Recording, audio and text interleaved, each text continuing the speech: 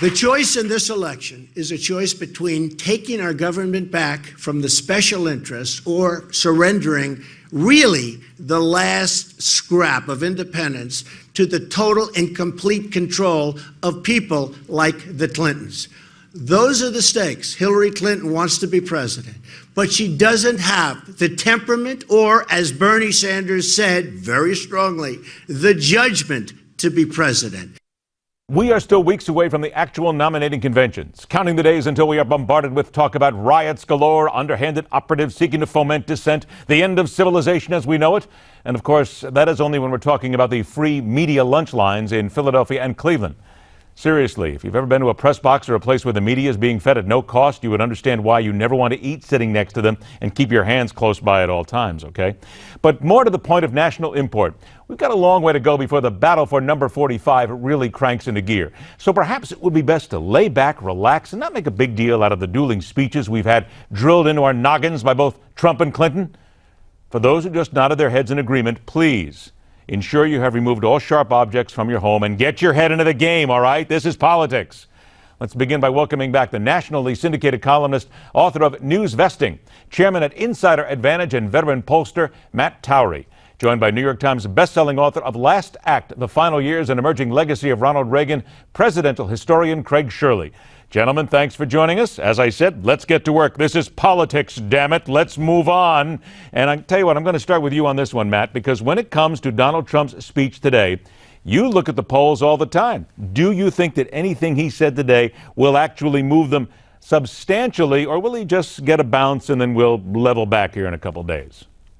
Well, I don't pay too much attention to the polls this far out. Historically, many times the person leading at this point is not the one who wins in November. I think it will bring him closer to parity. He had 2 horrible weeks in a row.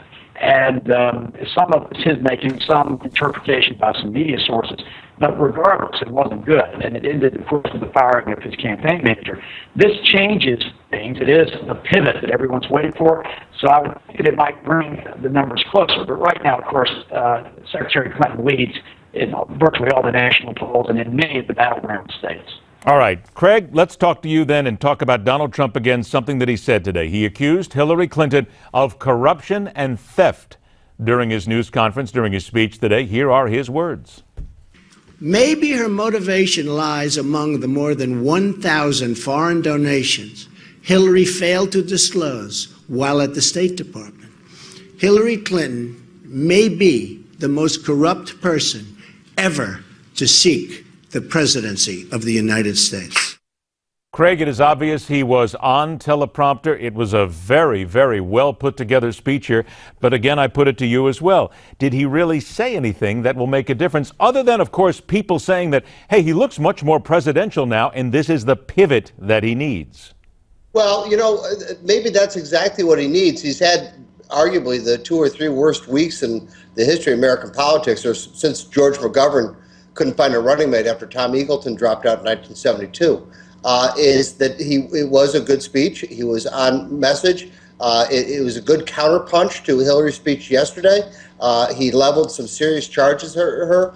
They were substantiated by facts and figures. Whether it is question now, I can tell you what happened inside the campaign, Ed, is that there was a knockdown, drag-out fight after what's-his-name left, and they said, look, you're going to do it our way or we're all going to walk. And so he said, okay, he acquiesced. He said, I'll do it your way. And they said, you're going to give this speech, you're going to use teleprompters, we're going to eventually take away your tweeting power, and you're going to run a disciplined campaign and get back in this race. Okay, we've only got about 90 seconds left here. Let me get to something real quick here. Matt, to you first of all, the polls tell us that Hillary has a 6-point lead, national average on Donald Trump. I know you don't really follow the polls. We get it. It's going to take a while here. But in 30 seconds here, Donald Trump already mentioned Bernie Sanders. He's mentioned some other groups in there. What does he have to do, in your opinion, to grab them by the throat and bring them into his side? Well, I think the first thing you have to do is exactly what Craig alluded to. That is, he has to stay on message and keep things in the middle of the road so that he doesn't veer off all the time. If he does that, he'll become a more serious candidate. If he appears to be a serious candidate, that is the thing, by the way, that's killing him in the polls right now. There are too many people who say, I might be for Donald Trump, but I'm not sure that he's presidential material. He scares me. He's got to convince people that he's not a scary leader. He's an even-keel person. If he can do that, he's going to be very much in contention because, as Craig mentioned, these were tough points today, and I'm sure he's not going to let go of any of them until the day of the election. Craig, 20 seconds to you. What is the one point that sits at the top of your thinking that Donald Trump needs to pound away on to get to Hillary Clinton? Corruption. The insider game, the elites out of touch with the American people. He's got to play to that to the American people and run a campaign against the Washington elites and against Washington corruption. I don't think there's any doubt we're going to hear that. We're hearing all the talk about the Clinton Foundation already. He is going to go back and he is going to work that for all that it is worth. Like I said, gentlemen, it's just beginning. We got to just lay back and let it all come to us because it's going to get fun from here on out. Craig, Shirley, Matt Towery, gentlemen, thanks so much for joining us. We do appreciate it.